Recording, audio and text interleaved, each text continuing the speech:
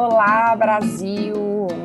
Sejam bem-vindos, sejam bem-vindas a mais uma segunda-feira, agora de 15 em 15 dias, aqui no podcast do Não Conto Calorias.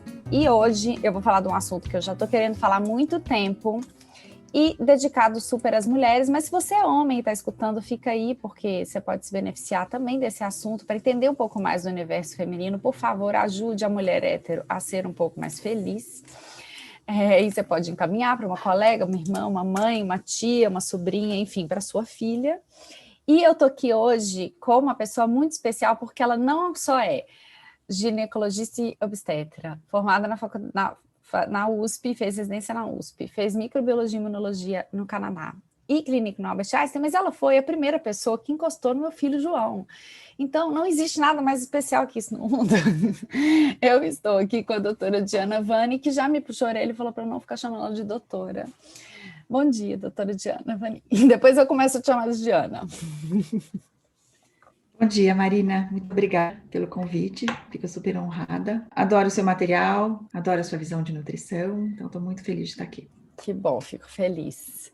Bem, gente, eu sou muito fã da doutora Diana, não só porque ela é minha médica, mas porque eu também acho ela muito bonita e muito legal. E, enfim, também confio muito nela. E como eu disse, né, ela colocou meu filho no mundo aí, então a gente sempre tem um carinho a mais por essas pessoas.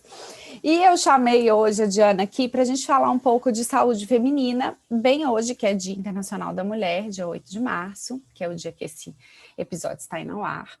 E a gente vai tentar aqui falar de uma maneira bem geral, vou tentar vincular nutrição e ginecologia, mas vai ter hora que ela vai falar também só de ginecologia, e vamos falar aqui meio que numa linha do tempo. Então, para começar, né, a pergunta que muita gente não tem, mas deveria se fazer, porque demora muito a procurar ginecologista, é com quantos anos que a mulher deve começar a procurar a ginecologista?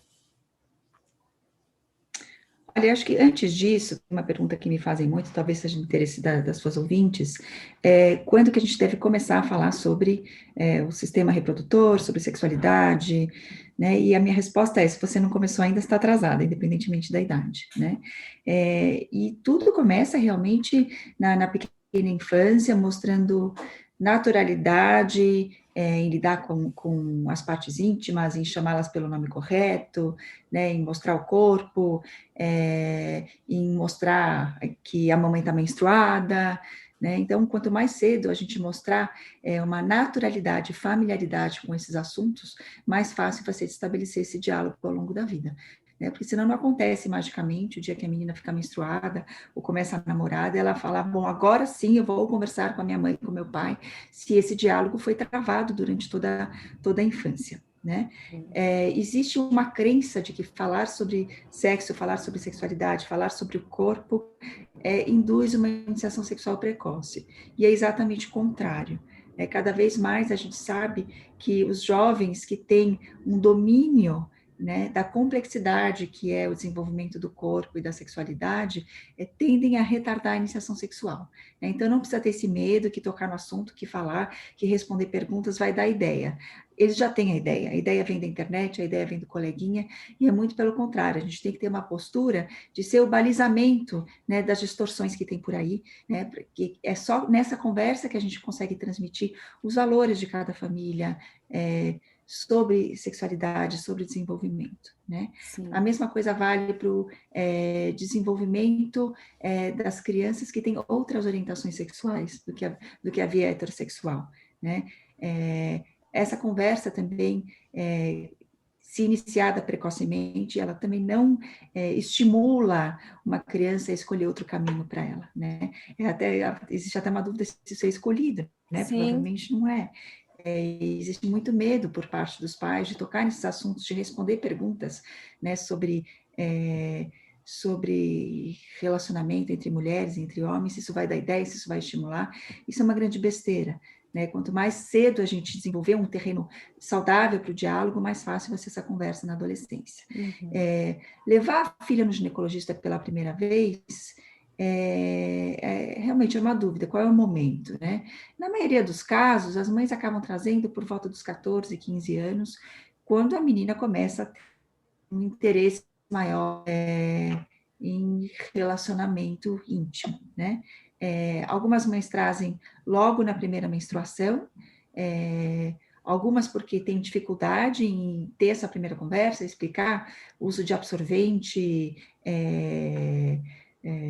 As menstruação, dúvidas, cólica, como é que faz, como é que não faz. Algumas mães não se sentem confortáveis em ter essa conversa, algumas meninas não se sentem confortáveis em ter essa conversa com a mãe, né? Então, nesse momento, quando eu recebo essas famílias, eu acabo tentando muito mais fazer essa ponte e mostrar para elas que esse diálogo é possível entre elas, do que trazer essa conversa para mim, né? Porque eu vou estar lá uma horinha, né? E essa mãe, esse pai, o pai também é muito importante que tenha uma participação ativa nesse momento. É importante que a menina tenha as duas visões, que ela tenha a possibilidade de diálogo com o homem também, né? Fica muito assim, né? Bom, esse é assunto seu, vai lá e conversa. O pai Não, só manda né? flor. O pai só manda flor, e o pai é muito importante, né? Ela precisa, a menina precisa desse referencial também. Então, meu papel nesse momento é muito mais mostrar que esse diálogo é possível, puxar a família para o diálogo, porque eu vou desaparecer depois de uma hora, né? E essa conversa tem que continuar em casa. Então, algumas mães trazem nesse momento, na primeira menstruação, eu pessoalmente não acho que é necessário, né? Eu acho que essa é uma conversa familiar, essa é uma orientação familiar que tem que ser naturalizada dentro do contexto doméstico, né? Às vezes eu sugiro alguns documentários, tem um que eu amo, né, que é o Period, né, da Netflix, que fala sobre a questão da menstruação na Índia, é um contexto muito diferente, mas acho que o documentário é um poema, né? Então ele abre uma possibilidade de diálogo, que às vezes fica um pouco travada, né? Olha como é lá, olha como é aqui, que a gente, né, tem a chance, né, de ter acesso a absorvente, né? Não é todo mundo que tem, e isso dá para normalizar a menstruação dentro do seu contexto. Você pode ir para a escola, você pode nadar, você pode fazer as coisas, vamos tentar organizar as coisas de uma maneira natural e possível, né? Então, eu acho que esse primeiro momento, ele é um momento familiar, né?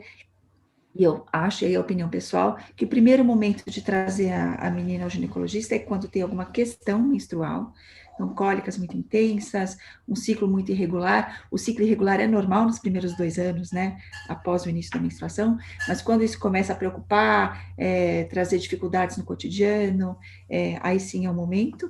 E aí um pouco mais tarde, né, depois que a menina já está acostumada com o fato dela tá virando mulher, aí é um bom momento para aí sim começar uma conversa sobre prevenção, sobre sexualidade, né?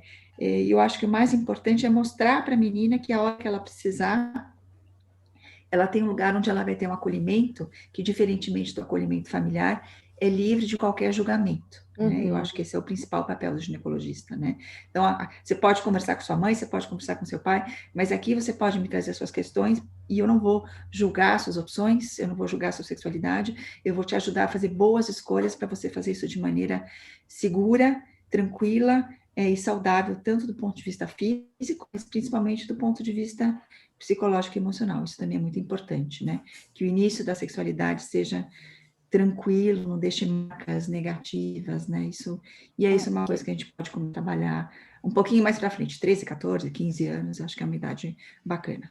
E a gente forma uma sociedade melhor, né? Porque eu lembro quando eu era adolescente, era tipo uma vergonha, assim, quando as meninas menstruavam. Não sei se é ainda assim, mas eu levava absorvente para a escola, aí alguém abria a mochila e via absorvente, aí ficava aquela coisa, meu Deus, ela está menstruada.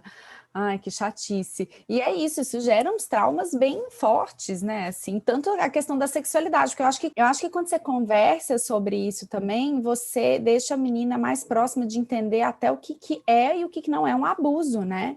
E a gente ainda vive numa sociedade que... Não, isso é uma coisa importante, inclusive essa orientação tem que ser muito explícita, né? Porque se você chega para uma menina ou para um menino e fala, olha, então, você vai no acampamento, cuidado que tem gente que gosta de fazer mal para a criancinha. Fazer mal é o quê? Roubar seu pirulito? Sim. Então, não dá para ter conversa de maluco com criança, né? Olha, o seu pênis, a sua vulva são ninguém pode encostar, então tem que ser muito explícito nesse tipo de conversa, né? E a gente percebe que quando a gente tem essa conversa de uma maneira clara e transparente, é um alívio para todo mundo, né? Porque fica no imaginário da criança também, bom, fazer mal para mim, que diacho quer dizer isso? Do que a gente está falando, né? E aí a hora que acontece, a criança não consegue contextualizar. né? Então, é exatamente isso. Ter conversas claras, né, com as crianças sobre os assuntos, né? Olha, você está indo no acampamento, toma cuidado, não deixa ninguém mexer, encostar em você. Se acontecer, você avisa alguém. Se alguém te chamar para ir num cantinho, vamos lá buscar uma bola, vamos lá ajudar o tio a fazer tal coisa, você não vai. Você nunca fica sozinha com um adulto, porque você não sabe o que ele vai querer fazer com você. Você chama outras crianças, você chama outras pessoas. Então, as conversas têm que ser claras, né? Isso é um Sim, grande alívio, na verdade, né? Você tira o bicho-papão do armário, né? E dá luz às conversas, né? Isso abre o sim, diálogo, é claro, né? sim. E aí, uma coisa que, né, você falou da menarca, então, que seria um marco para talvez a menina começar a ir na ginecologia ou não.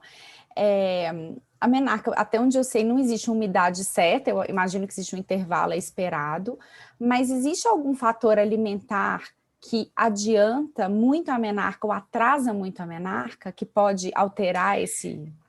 É, Isso é uma coisa que a gente está estudando muito, porque nos últimos 100 anos as pessoas falam, hoje em dia as mulheres estão menstruando mais cedo, é verdade, não é?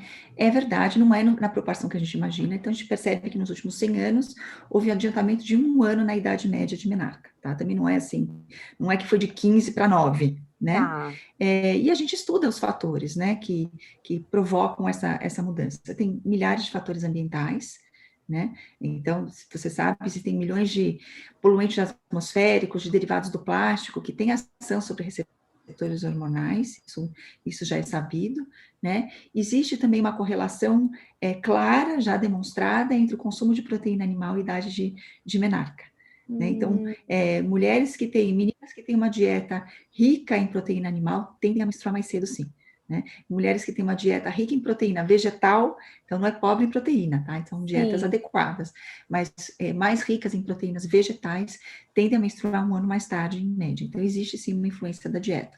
Além de consumo de industrializado, consumo excessivo de açúcar, existe sim uma interferência alimentar na idade da menarca. E as dietas super restritivas, e aí a gente está indo para os casos, né, talvez das doenças psiquiátricas, enfim, que tipo anorexia, que você pode até atrasar também essa menarca, né? Pode atrasar e pode interromper, né? Você pode ter amenorreia Sim. secundária. É até mais comum, né? Como a idade do surgimento desses transtornos tende a ser um pouquinho mais tardia, Uhum. 12, 13 anos, apesar da gente ter casos com 9, 10, 11, normalmente essa menina já menstruou, né? E a gente tem a amenorreia secundária. A parada da menstruação é um sinal muito objetivo, né, de que a privação está levando a consequências biológicas mais graves. Tá. Aí a menina então foi lá, menstruou, né? Enfim.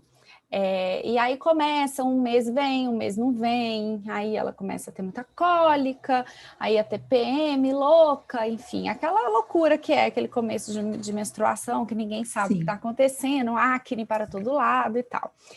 E aí, que é a pergunta que eu coloquei aqui, campeã de audiência, né? Porque é aí que começa a surgir aquela coisa do, tá com ovário policístico. E aí eu estava te falando aqui antes da gente gravar, né, que eu acho que todo mundo que eu converso fala que tem ovário policístico, e eu fico pensando, mas não é possível que todo mundo tenha ovário policístico. Só que a gente sabe que é diferente da síndrome do ovário policístico, né, que é a SOP e tal. Explica um pouco, assim, porque eu acho que as pessoas, Tá, elas ficam tá, confundindo as coisas. O que que é, o tá. que que você Primeiro, pode... primeiro que a gente tem que. Pode Primeiro que a falar. gente, justamente, se tocou num ponto essencial. A gente tem que tomar muito cuidado para fazer um diagnóstico desse numa menina de 12 anos, né?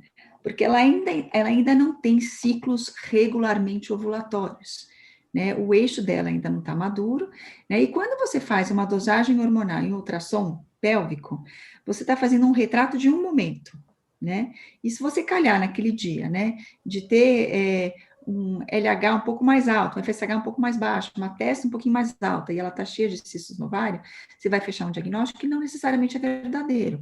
É o retrato de um momento numa menina que pode estar simplesmente ainda numa fase em que o eixo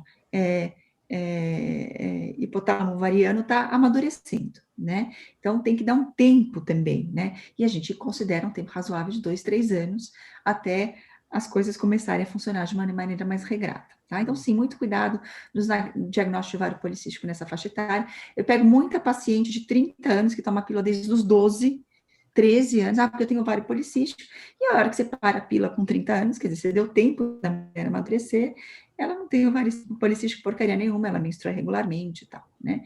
Então, esse é um primeiro ponto. A segunda coisa importante, sim, existe uma diferença entre ter ovários policísticos e ter a síndrome, né? O ovário policístico é um achado no exame ultrassonográfico. Então, a hora que você olha no ultrassom, você vê um monte de folículozinho periférico, né? Que são folículos que não estão na fase de amadurecimento, né? Então, é muito comum você encontrar isso no começo de ciclo de qualquer mulher jovem. Isso pode levar a algumas confusões, tá? Ter a síndrome dos ovários policísticos não é só isso. Você tem que ter algumas outras características, né? Como hiperandrogenismo, quer dizer, excesso de hormônio masculino na corrente sanguínea, alterações de ciclo menstrual, como principalmente a esplenomenorreia, quer dizer, menstruações distantes umas das outras, né, mais de 45 dias de intervalo menstrual, sinais físicos de hiperandrogenismo, como acne, aumento de pelos, pelos em regiões onde mulheres geralmente não têm pelos. Quer dizer, para ter a síndrome do ovário policístico, precisa ter mais do que só o achado de ovário micropolicístico no ultrassom. Né? Esse é o primeiro ponto. O segundo ponto é que, como diz o nome, síndrome, a síndrome dos ovários policísticos é uma síndrome, quer dizer, é um conjunto de sinais e sintomas. Não é uma doença específica, é um quadro muito heterogêneo, né? Que do ponto de vista metabólico tem uma série de manifestações. Você tem pacientes muito diferentes que se encaixam nesse diagnóstico. Então, esse diagnóstico tem que ser feito com cuidado, né? Normalmente a gente acaba usando alguns critérios clínicos, né? Principalmente o hirsutismo, que é a presença de pelos em regiões onde mulheres habitualmente não têm pelos. A acne pode fazer parte desse quadro, sobrepeso, irregularidade menstrual, essas são as principais características que a gente procura. Tá? E aí a gente vai atrás de fazer o diagnóstico laboratorial baseado em algumas alterações hormonais, principalmente o aumento de hormônios masculinos e precursores de aumento de hormônios masculinos na circulação. Tá. E aí a gente percebe e observa que tem muita gente que tem a SOP e tem a resistência insulínica, né, como característica. O que vem primeiro, a SOP ou a resistência insulínica? É uma excelente pergunta, na verdade. Até para você classificar uma paciente que tem ovário policístico, para colocá-la dentro de um estudo, você tem muitas dificuldades, porque o próprio diagnóstico de hiperinsulinismo, para efeito de estudo, ele é difícil, né? A maneira que você tem de fazer um diagnóstico certeiro de hiperinsulinismo é muito complicada do ponto de vista metodológico, então a gente acaba usando muito o índice de Roma, que é a proporção entre insulina sérica e glicemia sérica, e a hora que você vai ver a correlação entre esse índice e o padrão ouro de diagnóstico de hiperinsulinismo, o índice de falha é gigantesco, né? Então, mesmo para classificar uma paciente como tendo hiperinsulinismo, é muito difícil, né? Então, a gente não tem certeza. Aparentemente, né, existe uma ordem, aparentemente, o hiperinsulinismo, a resistência periférica à insulina vem primeiro. Então, o defeito em alguns receptores de insulina ou alguns receptores na cadeia de metabolização do açúcar vem primeiro, né? Isso a gente consegue observar em mais ou menos 50% das pacientes que têm ovário policístico. Mais ou menos 70% tem aumento da resistência periférica à insulina, mas em 50% a gente consegue realmente diagnosticar alguns defeitos específicos em receptores dessa cadeia, né? O que não impede que exista uma via de duas mãos, né? Porque ao mesmo tempo, a hora que você, quer dizer, a resistência periférica à insulina estaria na base do hiperandrogenismo, do aumento da produção de hormônio masculino e das falências na ovulação dessas mulheres, né? Mas você tem o outro lado também, né? Você tem também o hiperandrogenismo causando o aumento da resistência periférica à insulina. Né? Então, acaba sendo uma coisa que funciona nos dois sentidos. O resultado final disso é que não dá para fugir muito de um tratamento hormonal, né? Nas mulheres que têm um quadro mais grave, mais acentuado, e esse é um outro viés, a gente sabe que a gente tende a incluir nos estudos as mulheres que têm quadros mais graves, né? As mulheres que têm um quadro leve e que não têm principalmente a obesidade associada, elas tendem a não ser diagnosticadas e ser colocadas para dentro dos trials. Então, a gente tem esse viés, né? Mas existe essa via de duas mãos, então, nos casos que tem uma manifestação clínica mais séria, o tratamento hormonal, ele faz parte do tratamento para melhorar o quadro de síndrome metabólica, né? Mas também existe uma necessidade de tomar medidas de estilo de vida que melhorem a resistência periférica à insulina, principalmente atividade física e dieta adequada. Sim, Né? sim, Então, isso que eu ia falar. o Então, tratamento também tem que ser uma via de duas mãos. não dá para fugir, não dá para fazer só a parte hormonal e fingir Não dá que... para fazer só a parte hormonal, né? E Tá, fingir que o resto não existe. tá. Tá? E aí, imagino que um dos tratamentos hormonais seria, não sei, né? Tô chutando aqui o anticoncepcional, principalmente o anticoncepcional oral. Mas fora quem tem síndrome do ovário policístico, eu fico muito puta com essa história de todo mundo metendo pau no anticoncepcional oral, porque assim, isso é um marco da independência feminina, é um negócio assim foi muito importante pra gente, foi Sim, revolucionário, né? E eu não sim. sei também, eu tô falando meio que com experiência própria, porque eu tive uma ótima experiência com anticoncepcional oral, tomei muitos anos e etc, e ok. E eu vejo que agora tá um movimento meio separado, então assim, ou você toma, ou assim, não pode tomar de jeito nenhum, não. Mas fora isso, que eu queria também que você contasse um pouco sobre essa coisa do anticoncepcional oral, tem muita gente que não toma, porque fala, eu vou tomar, eu vejo muito meus pacientes falando assim, eu comecei a tomar, eu vou engordar, eu vou ficar com dificuldade de ganhar massa magra, tem uma mística, eu acho que por cima disso, enfim, eu não sei se pelas mudanças a pessoa acaba ficando mais inchada, sei lá, e ela acha que ela ganhou peso, não sei. O que você tem para falar sobre essa coisa, Bom, principalmente no primeiro eu tenho para te anticoncepcional falar que oral? se você tem ódio desse papo de pílula, tem ódio desse papo de massa magra, né? Porque isso virou uma indústria. Agora, uma É, mulher que se sente bem, que é bonita, tá fisicamente, tá, ela tem que fazer uma porcaria de uma bioimpedância, né? Ela estava feliz e ela fica triste, né? E assim, cara, às vezes eu vejo mulheres no meu consultório lindas, estão super bem, saudáveis, fazem atividade física, tá tudo certo. Ah, não, mas a minha massa magra está abaixo do normal. Do normal de quem? Quem é esse filho da mãe ou essa filha da mãe que te colocou isso na cabeça, né? É isso, no fundo a gente criou uma indústria, a gente cria uma dificuldade para vender uma facilidade, né? E aí é do louco, porque você começa a entrar, né, numa loucura super artificial, né, o consumo de um monte de suplemento mega industrializado, processado, né, uma maluquice para ir atrás de um número, né, num exame que é super discutível, que é a porcaria da bioimpedância, né, então eu vou até mais atrás nisso do que a questão do anticoncepcional. Eu acho que as pessoas têm que ter uma ideia muito clara do que é contracepção, né, é, existe hoje em dia uma associação entre o naturalismo e feminismo que me irrita profundamente, né? Então, você só pode ser feminista de um jeito.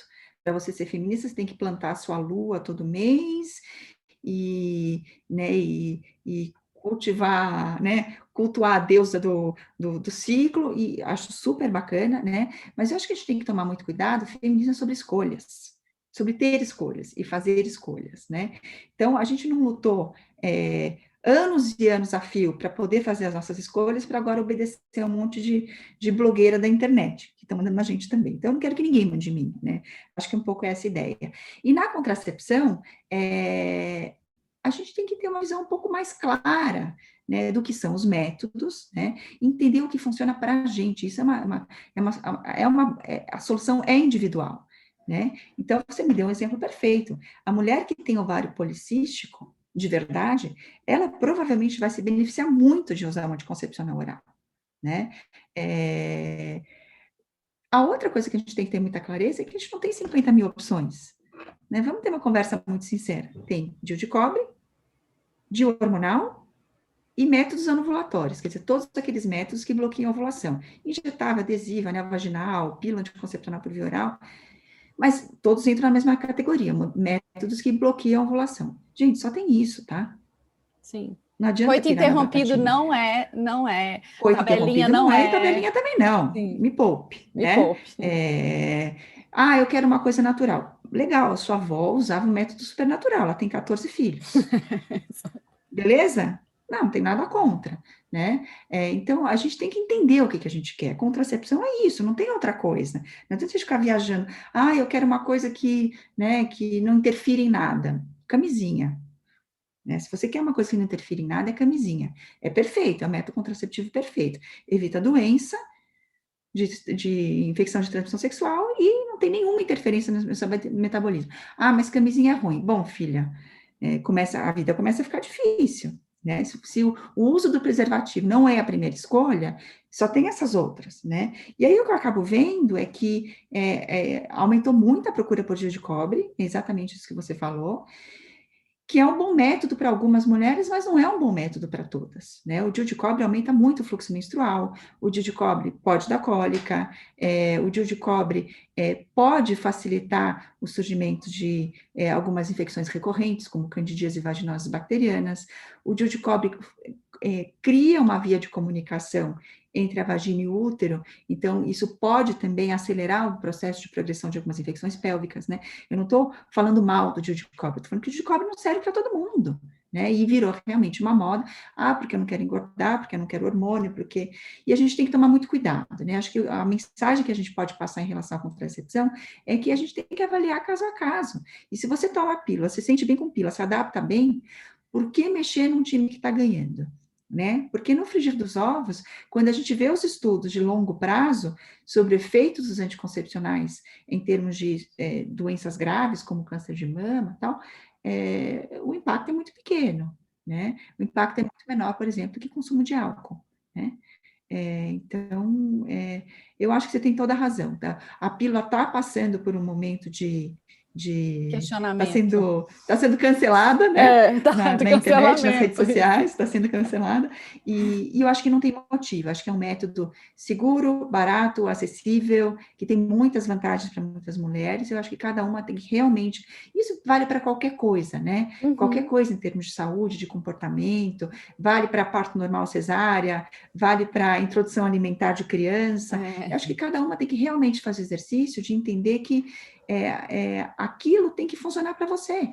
E eu acho que também, né, Diana, tomar cuidado com a experiência do outro, porque, assim, tem gente que não se adapta, sei lá, um anticoncepcional oral, sei lá, porque talvez ela teve um problema, vamos supor, e aí Sim. Aquilo vira, tipo, não usem, porque comigo, mas tá tudo bem, mas com você foi assim, mas com a outra não foi. De fato, tem pessoas que, de fato, tem pessoas que não se adaptam ao anticoncepcional, de fato, tem pessoas que têm contraindicações.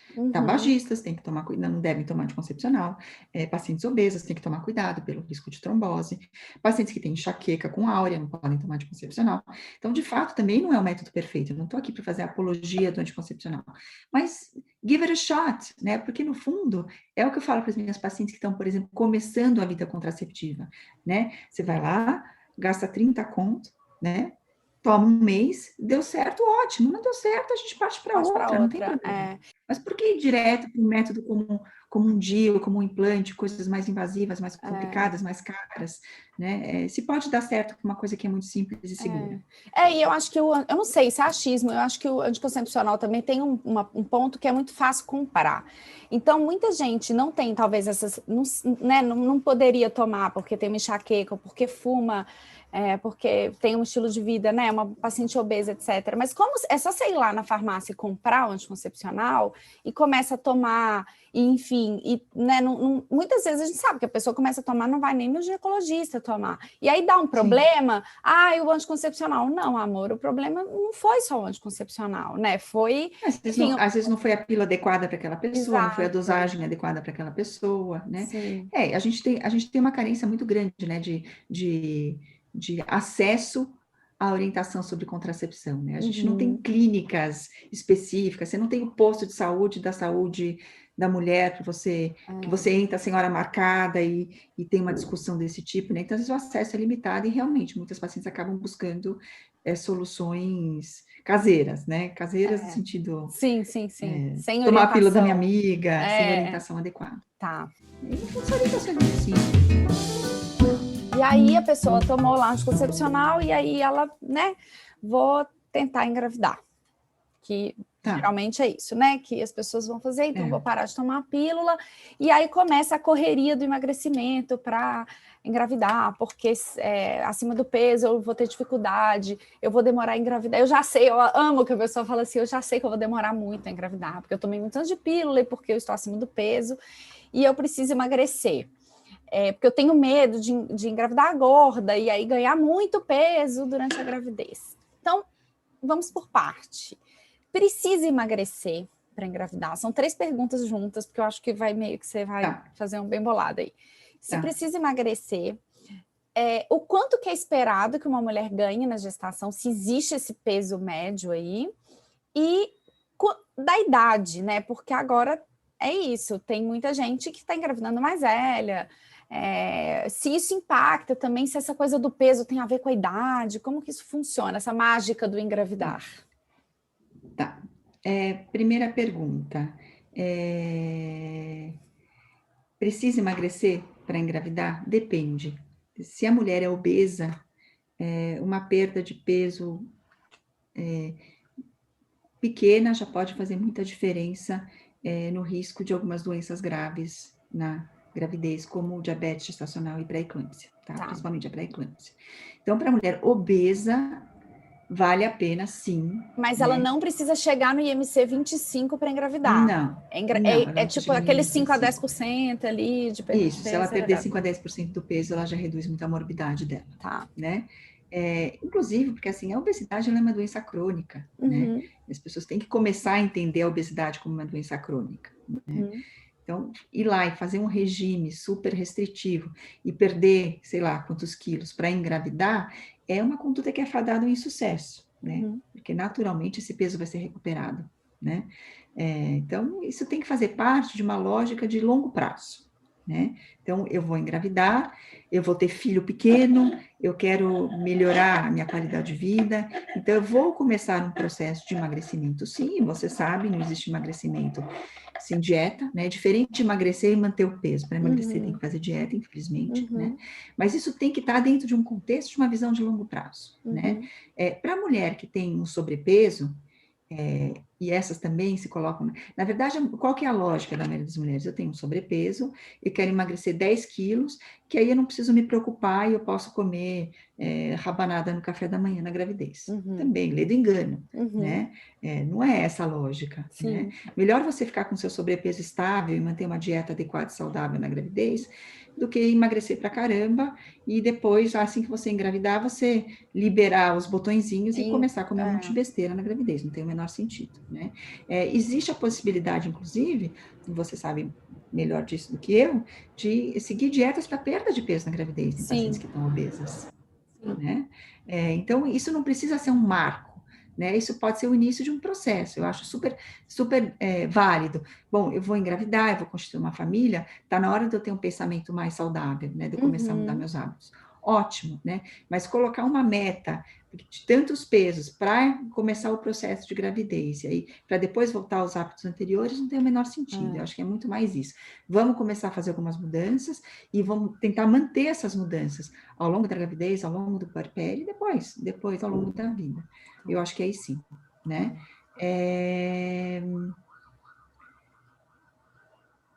O que eu acabo vendo é que muitas mulheres que têm uma perda de peso excessivo antes de engravidar também têm um ganho de peso excessivo durante a gravidez, né? Você sabe que toda privação pode ser um gatilho para um comportamento compulsivo, né? E é muito mais difícil quando você está grávida, você fazer uma dieta super restritiva do que em situações normais, porque o teu corpo não te deixa, você tem fome. O seu corpo não é seu, ele não te pertence. Ele não te pertence. Então, muitas vezes eu acabo vendo exatamente essa situação. Emagrece 20 quilos para engravidar e engorda 35 na gravidez. Porque solta as amarras, não tem controle, né? Tenta manter uma lógica de privação que é impossível de sustentar na gravidez e acaba, né, a emenda saindo pior que o soneto, né? Em relação a peso ideal, ganho de peso ideal na gravidez, depende muito de onde você está começando, né? Então, mulheres que iniciam a gravidez com baixo peso, a gente espera que elas tenham um ganho ponderal maior. Mulheres que iniciam a gravidez na obesidade, a gente espera que elas mantenham ou até percam peso na gravidez, né? Então, as curvas tendem a se juntar, né? A curva de cima e a curva de baixo tendem a se juntar no final da gravidez, né? A gente vai tentando aproximar, né, a mulher de um peso mais saudável, né? E a mulher que está no meio, né? É para ela que a gente usa a tal da regra do 1 quilo por mês, 7 a 12 quilos. Isso é para a mulher que está na faixa de peso normal ou no máximo no sobrepeso, né? Que a gente considera mais ou menos adequado, né? Lembrando que ganho de peso é uma medida muito grosseira, né? Tem a mulher que retém mais líquido, tem a mulher que retém menos líquido, tem a mulher que fazia muita atividade física, então perde massa magra, né? Mulher que faz muita musculação, a gravidez por si só já é um estado meio catabólico, né? Você perde massa magra na gravidez. Então, o peso em si é uma medida grosseira, né? Tem um monte de influência além da quantidade de gordura, né? Não dá para fazer bioimpedância em grávida, também não adianta a gente ter esse parâmetro, né? Em média, uma mulher eutrófica, a gente considera que é isso, 7 a 12 quilos, né? Vai variar um pouco de uma pessoa para outra. E acho que a maneira mais tranquila, né, de lidar com isso é manter uma alimentação normal, né? Sei lá o que é normal, mas enfim, manter hábitos alimentares usuais, sem loucura, né? A gente acaba vendo também, né, pessoas que nessa fase, e é super compreensível, procuram uma orientação nutricional, né, e muitas vezes a pessoa até querendo ajudar a melhorar a qualidade da alimentação daquela paciente, coloca regras que são insustentáveis para aquela pessoa, né, então assim, você já está grávida, trabalha, às vezes você tem outros 2 filhos em casa, não dá para você ir em 5 mercados para você comprar a chia do Himalaia, o óleo de coco e não da dá para você fazenda. desrespeitar Então, os seus assim, sinais físicos, né? Aquele começo da não gravidez que você dá, só não quer dá. comer farofa. No começo da gravidez, não, a gente tem uma predileção por carboidrato no começo, porque é o que é de digestão mais fácil. Se você come um pedaço de carne, você fica conversando com ele 3 dias. Então, a gente tem que adaptar um pouco, né? Tem a dieta ideal e tem a dieta possível, né? Então, acho que tem que tirar um pouco da pressão, né? Claro, quem comer batata frita com hambúrguer na gravidez inteira, óbvio que não vai dar certo, não é isso que eu estou falando, né? Mas também não é tão complexo, né? Arroz, feijão, salada, uma proteína animal, vegetal em todas as refeições, fazer lanche nos intervalos para não chegar desesperada na hora do jantar e comer 3 sacos de pão francês no caminho de casa. São regras meio básicas, né? Do nosso comer normal do cotidiano. Não sai muito disso, nutrientes, E acho que até começou a virar porque se a grande piração. Se você entra nessas e mantém isso depois, você tem um risco também de transferir essa noia para a criança e ela crescer num ambiente, enfim, muito difícil, que a gente sabe qual que é o final, né? Claro, mas das maiores dificuldades que eu tenho como mãe aqui em casa é tentar ensinar meus filhos a ter uma relação normal com a comida. Isso é super difícil. É muito difícil. Né? E eu acho que é exatamente isso, você já começa de um lugar muito esquisito, né? Pelo amor de Deus, não que a dieta não deva ser balanceada, equilibrada. Claro, tem que ter fruta, verdura, ômega 3, peixe, tudo que a gente tem condições de introduzir, uma boa diversidade alimentar. É claro que é importante, né? Mas, assim, isso é uma coisa muito interessante, quando você vai ler os estudos científicos, né, sobre suplementação de vitaminas, tirando lá umas 3 ou 4, ácido fólico, ferro, ômega 3, vitamina D, as evidências são muito frouxas, né? Sim. Sobre essa cultura também, que desse tem que tomar 50 mil suplementos, né? Vira a dieta da NASA, né? Se a mulher acorda de manhã, tem que engolir 50 pílulas, será que faz sentido isso? Será que isso é um comer saudável? Né? Então, acho que tem que tomar um pouco esse cuidado. E a idade impacta nessa coisa do peso? Tem diferença se a mulher engravidou com 20 ou com 35? Ela tem que tomar mais ou menos cuidado? Como que é isso? Existe uma diferença na taxa metabólica, né? As mulheres vai diminuindo ao longo dos anos, né? O consumo calórico, o metabolismo basal. É claro que naturalmente a gente já vai criando mecanismos compensatórios, né? Uma mulher de 35 anos, naturalmente, normalmente não come o que ela comia com 20 anos. Ela já fez essa adaptação, já introspectou essa adaptação. Então, isso normalmente é suficiente também para ajudá-la a manter um peso saudável durante a gravidez, né? Não precisa de nada muito além disso, né? Ela manter esse equilíbrio já é o suficiente. Ela vai comer mais, né? Existe um acréscimo, aí as discussões são infinitas, né? Quantas calorias a mais dá para comer na gravidez, né? Vamos chutar um número mágico, né? Nada no primeiro trimestre, que eu acho uma grande mentira, porque a gente já tem mais fome, já enjoa, já tem vontade de comer pão de queijo o dia inteiro. Então, uma margenzinha aí deve ser permissível, né? Mas se a gente falar em 300, 400 calorias no segundo, terceiro trimestre, aí você me corrige se eu estiver errada, eu acho que é uma conta é razoável, por aí né? que a gente lê. Primeiro, ganhar nada no primeiro, um É, pouco mais no segundo, um pouco mais no é, terceiro. Então, isso é uma coisa muito importante. O ganho de peso não é linear, né? Então, um padrão que eu vejo muito é aquela mulher que enjoa pra caramba, engorda muito no primeiro trimestre, porque ela está enjoada, então ela só consegue comer Pringles.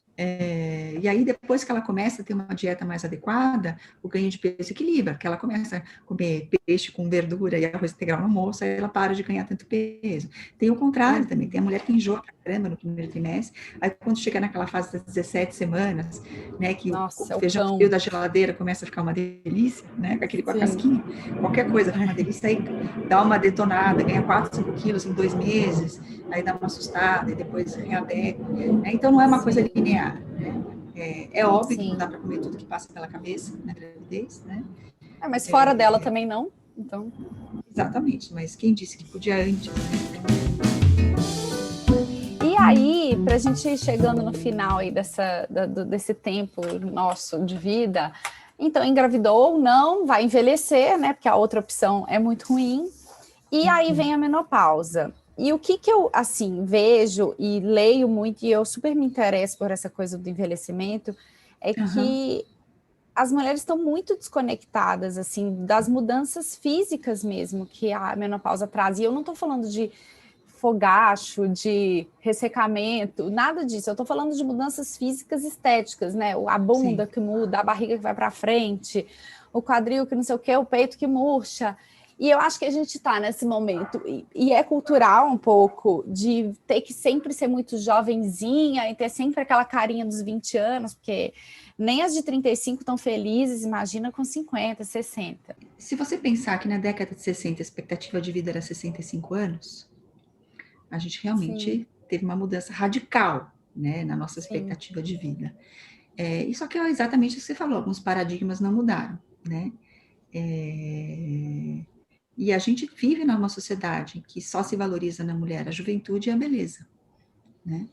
Então, a hora que você começa a perceber que você está mudando, e é muito nítido, né?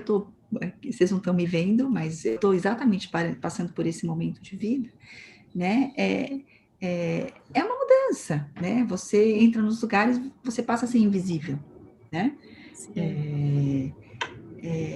E aí eu acho que depende muito no que você construiu o seu senso de identidade ao longo da vida, né? Essa é uma coisa que me preocupa muito dentro da minha casa em relação à minha filha, né? Não deixar ela depositar todos os ovozinhos dela na cesta da beleza da juventude, porque senão depois não sobra nada, né? E a E gente é ganha exatamente tanta isso. coisa envelhecendo, Pelo amor né? de Deus, Tipo, né? eu me E sinto tão eu melhor acho... com 35, eu tô louca para fazer 40, 50, acho que deve Olha, eu vou ser te falar muito que com bom. 47 eu estou no melhor momento da minha vida, né? Sim. Olhando para frente, vendo, por exemplo, que eu não tenho mais que acordar de madrugada para amamentar ninguém, Que né? inveja. Pois pelo amor de Deus, eu curti muito os meus filhos, mas a gente ganha em independência, em Sim. segurança, em maturidade, em conhecimento, em estabilidade profissional, uma série de coisas, né? Eu tento passar isso para as minhas pacientes, né? Tentar fazer esse exercício, né, de entender onde está pegando o bicho da menopausa. Se é nos sintomas, que é o que você falou, fogacho, ressecamento vaginal, cansaço, insônia, irritabilidade, que já é a lot to deal with, né? Já é o suficiente. Porque se for isso, está fácil. Vamos tentar ver o que você precisa para melhorar, né? Se é reposição hormonal, se não é, se a gente vai tentar melhorar seus hábitos, sua alimentação. Eu acho que é uma época que a gente tem que ter um olhar mesmo mais cuidadoso para isso. Não dá mais para comer Oreos no café da manhã, vamos tentar fazer essas adequações, né? Diminuir os industrializados, ter um olhar um pouco mais holístico, né? Então, porque se for parte física, tá fácil. Mas na grande maioria dos casos, não é, né? Na grande maioria dos casos que a gente acaba percebendo, é que é o lado simbólico que pega. Sim. Né? Estou velha, acabou para mim, né? E no fundo, a gente está só começando a segunda parte da vida. Isso. A gente está entrando assim, eu vou passar mais tempo, se Deus me permitir ter uma vida longa, e eu espero que sim, né? Espero ficar bem velhinha, Se Deus me permitir, né, viver até os 90 anos, eu vou viver muito mais tempo da minha vida menopausada, da minha vida adulta, produtiva, né, do que não menopausada, né? Então, é um momento que eu acho que a gente tem que parar tudo e se reinventar, sabe? E se você colocou todos os seus ovos na cesta da beleza e da juventude, então vamos pensar daqui para frente, né? Quem é você? Do que você gosta? O que você faz? Esse cabelo, ele combina ainda com você? Essa roupa que você usa, dessa marca que você comprava quando você tinha 20 anos? Sua profissão, seus relacionamentos, né? O que você quer para você agora? Eu acho que o mais importante nesse momento de vida é criar perspectiva de futuro, criar planos, começar a aprender uma coisa nova, né? Olha, eu sempre quis falar alemão, fazer crochê, fazer trabalho voluntário, então vai, né? Para você se sentir viva, para você se sentir feliz, para você sentir que você tem muita coisa ainda para oferecer e para aprender, né? Eu acho que o caminho é muito mais esse, né? Porque o caminho da estética, ele infalivelmente leva à decepção, né? Eu não fico pensando se essa coisa eu penso muito sobre isso, se essa busca, óbvio que existem vários fatores, mas assim, se essa busca incessante pela essa beleza jovem, essa coisa radiante, se isso não é, na verdade, uma distração, pra você não cair na real de que, assim, eu tô envelhecendo, mas todo dia a gente tá envelhecendo, eu penso muito nisso, gente, mas não faz sentido, porque assim, a outra opção é morrer, não tem opção de voltar para trás. É uma ilusão. Óbvio que você pode fazer alguma coisa ou outra que te faça sentir melhor, sendo que se aquilo ali te der paz, obviamente. Claro. E se você não virar escrava da beleza, né? Não tô falando, eu não sou contra. Eu sempre falo, gente, eu não sou contra procedimento estético, mas eu acho que você não pode depositar o que você falou, sua felicidade em cima daquilo. Mas eu fico pensando se esses excessos, na verdade, não são fuga de assumir a posição que você está no momento, sabe? Não sei. Fico nessa noia aí. Eu acho que não, eu acho que é o jeito que a gente é criada mesmo. Eu vejo, por exemplo, às vezes meninas de 16, 17 anos que são estimuladas pela mãe a fazer cirurgia plástica para colocar peito, por exemplo. Às vezes a menina nem está tão afim. Ai, doutora, mas vai ficar tão lindo. Cara, o que você quer ser quando você crescer? Você já sabe que faculdade você vai fazer? Né? Eu acho que tem muito a ver com isso. Como que a gente constrói a nossa identidade de gênero? E a nossa identidade de gênero no Brasil e em muitos outros países é em grande proporção baseada em peito e bunda. Definição de mulher é um ser que tem peito e tem bunda. Não é um ser que tem cérebro. Né? Então, aí fica difícil você se desvencilhar dessa sua imagem, né? A hora que você começa a perder o peito e a bunda, né? E aí, quem que eu sou agora? Né? O que sobrou? Pois é, e aí o que acontece de mudança física mais visível depois da menopausa? Como que o corpo muda? Primeiro, continua a queda de taxa metabólica, né? Por isso que é essencial incluir na rotina de exercício da mulher madura uma atividade que aumente massa muscular. Então, precisa. As pacientes me falam, às vezes, eu falo, olha, você precisa fazer um pouco de musculação, exercício de força, elas me falam, eu não gosto. A minha resposta aí eu perguntei, é brincadeira, mas precisa, é importante. Eu falo assim, tem que fazer para você conseguir carregar uma mala sem pedir ajuda o dia que você for fazer uma viagem, entendeu? Isso. Porque aí vem a resposta, né? Mas eu não quero ficar bombada. Aí eu dou aquela risadinha fofa, 50 anos, meu amor. Nem querendo muito. Você só vai ficar bombada se você se entupir de porcaria de hormônio. Sim. Nem querendo. É para isso. É só para levantar sozinha do vaso sanitário daqui a alguns anos, tá? E por isso você vai fazer musculação. Então, essa visão bem crua, mas é importante para manter a saúde dos ossos, para manter mobilidade, para manter a autonomia, né? E para manter uma taxa metabólica razoavelmente estável também. Né? Então, isso é a primeira mudança. A gente perde massa magra, né? A gente mantém a massa magra se a gente não tiver uma rotina de exercício que mantém massa magra. There's no free lunch, né? Se a gente não fizer, a massa magra vai despencar.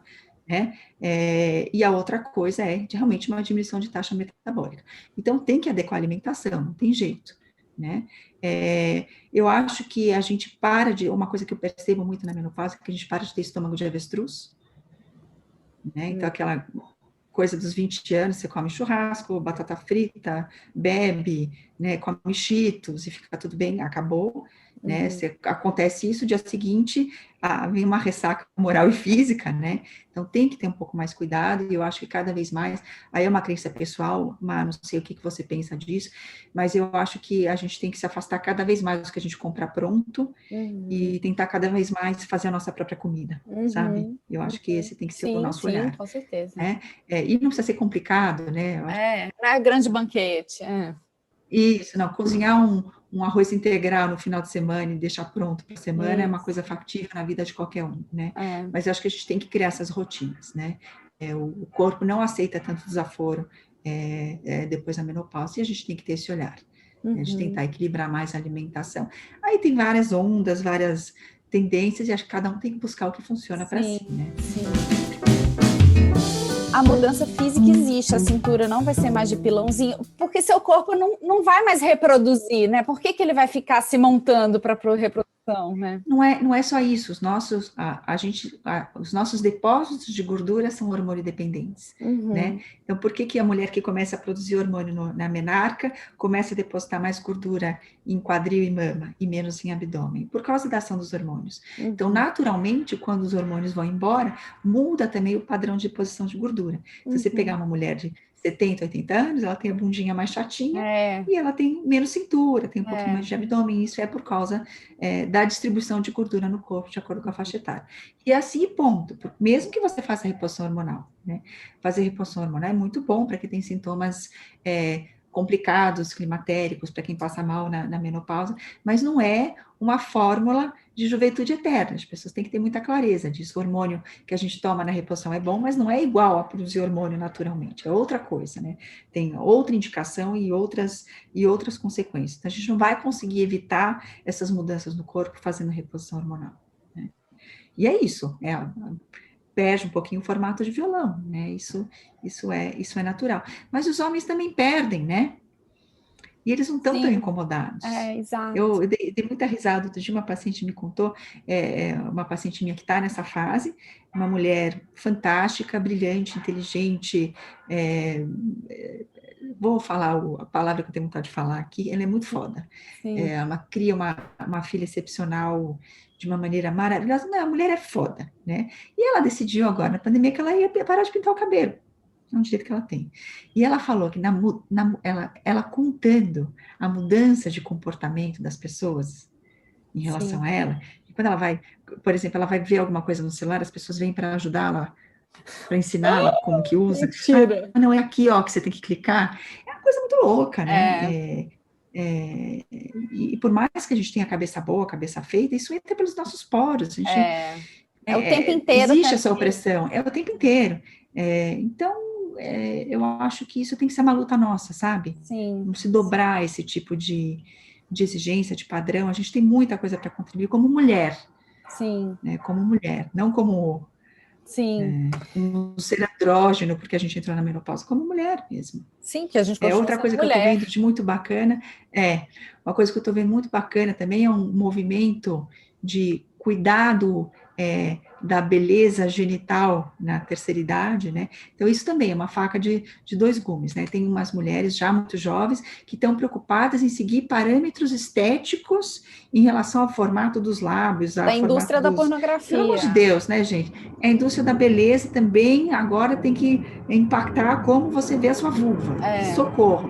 Mas não é disso que eu estou falando. Eu estou falando de mulheres que, numa idade mais madura, têm uma preocupação natural, tranquila, né, de fazer algumas coisas para melhorar a lubrificação, para melhorar o tônus, né, porque elas estão sexualmente ativas numa idade mais avançada, e vejo isso de uma maneira muito positiva também, de ter esse olhar, de ter esse carinho, de ter esse cuidado, é tudo uma questão de peso e medida, né. Sim, então eu vou aproveitar essa última fala para você falar rapidinho, porque eu sei que você tem hora marcada, pouco também do que você vê, assim, porque, de novo, eu vejo muito as pessoas abrindo mão das questões da sexualidade mesmo, dos desejos, das boas relações sexuais em prol dessa coisa da autoestima do corpo. Eu já vi paciente minha falando que não transa com namorado de luz acesa porque a barriga está enorme e pode ser que nem esteja, ou pode ser que esteja também, e o cara nunca falou nada, ele tá ali transando numa boa, a noia é toda dela, óbvio que não é só, né, é uma construção social, perere pororô.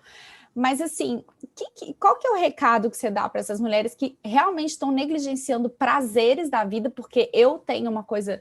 Para mim é muito claro que até psicanálise fala muito disso, que as pessoas estão desviando o prazer sexual para o prazer oral, o prazer da comida.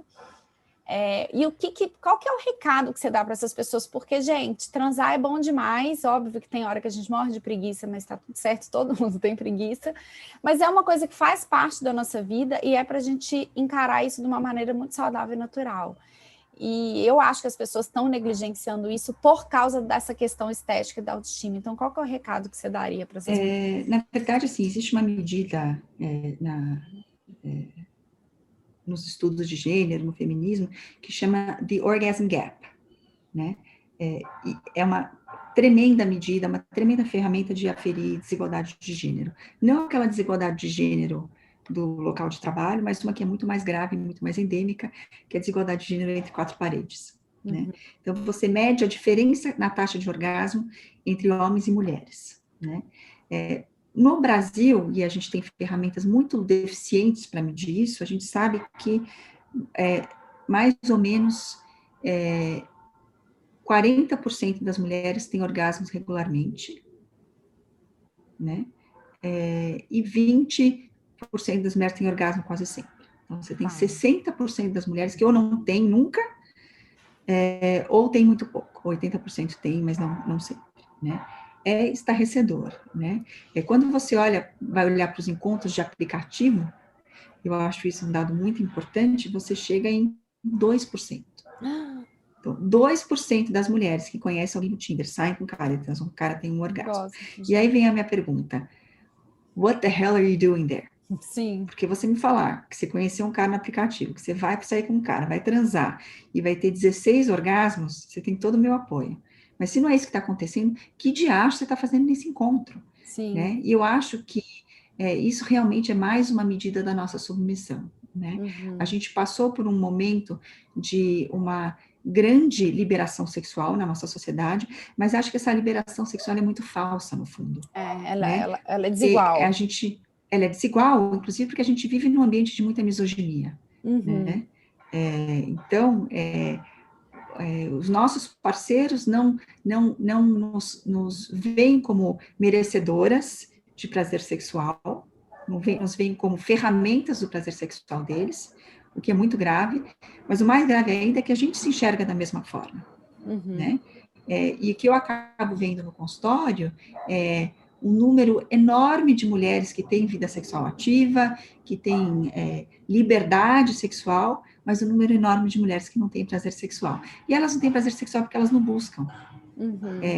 Muitas, por exemplo, muitas não sabem, por exemplo, que o mito do orgasmo vaginal é um mito, porque ele é um mito, né? Sim. Ele se chama mito porque ele é um mito. Esse grande momento. Elas ficam esperando, assim, quantas mulheres eu atendo que têm 20, 30 anos, né, de vida sexual ativa e me perguntam, mas eu não consigo ter orgasmo só com penetração. Eu falo, vá, né? Você e a torcida...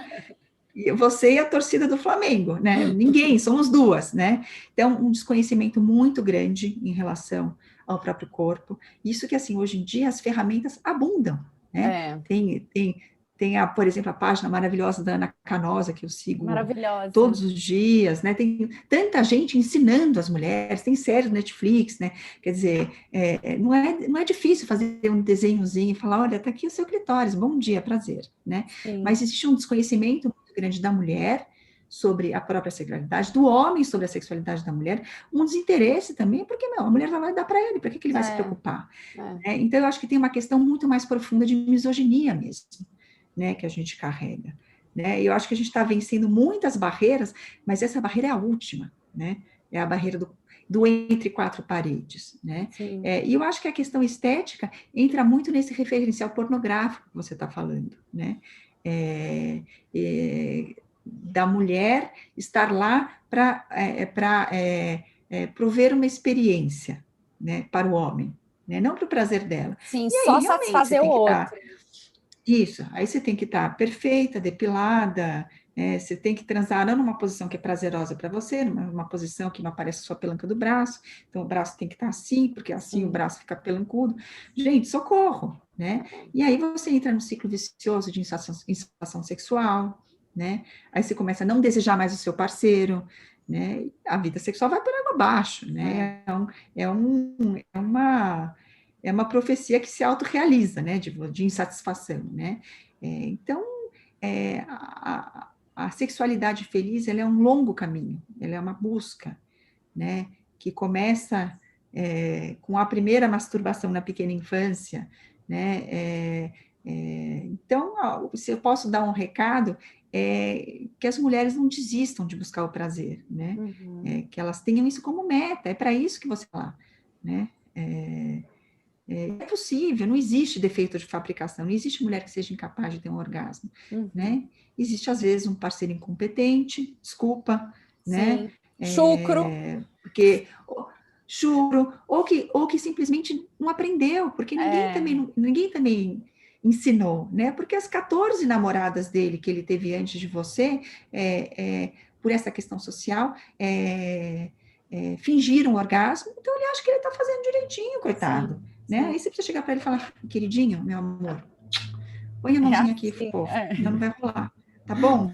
Te amo, né? É simples, né? Sim. Mas para isso você precisa entender que você merece, sim. Né? E você está lá por você. E não adianta você ficar se comparando com a vida sexual da amiga, da vizinha, da menina da novela, sei lá, de quem que é. Mente sobre a vida sexual. Isso que eu ia falar, porque todo mundo está mentindo. Todo mundo mente sobre a vida sexual, é muito raro. Né, você encontrar pessoas que têm uma super frequência num relacionamento estável, a vida é corrida, né, as coisas são complicadas, né, e a outra coisa que eu acho que é importante é que se a sua vida sexual não está satisfatória, você tem que jogar muito limpo com você mesma também. Você está priorizando a sua vida sexual? Ou você faz 50 mil coisas e acha que às 2 da manhã, depois de ter feito essas 50 mil coisas, na hora que você deita morta de sono, você vai estar louca de vontade de transar. Não vai, né? Então, eu acho que tem que ter esse olhar também. Se a sua sexualidade, se você julga que a sua sexualidade é importante, aquilo que é prioritário, a gente, ora, pois, prioriza, né? Não tem muito outro segredo, né? Então, tem que ter esse olhar, né? E, às vezes, esse olhar falta, inclusive em detrimento de uma preocupação estética, né? Eu preciso malhar 7 dias por semana. Não, você pode malhar 3 e transar 2, talvez seja mais bacana. Sim. Porque o prazer não está no nosso corpo, o prazer está na relação, né? Isso que eu falo muito com os meus pacientes. O principal órgão sexual é o cérebro. Sim, com certeza. Com certeza. Sexo está aqui em cima. Amei. Nossa, eu queria ficar 3 horas falando com você. Muito obrigada. Eu acho que as pessoas vão amar. Eu já estou vendo que vai ser hit de audiência esse episódio. Que bom, tomara.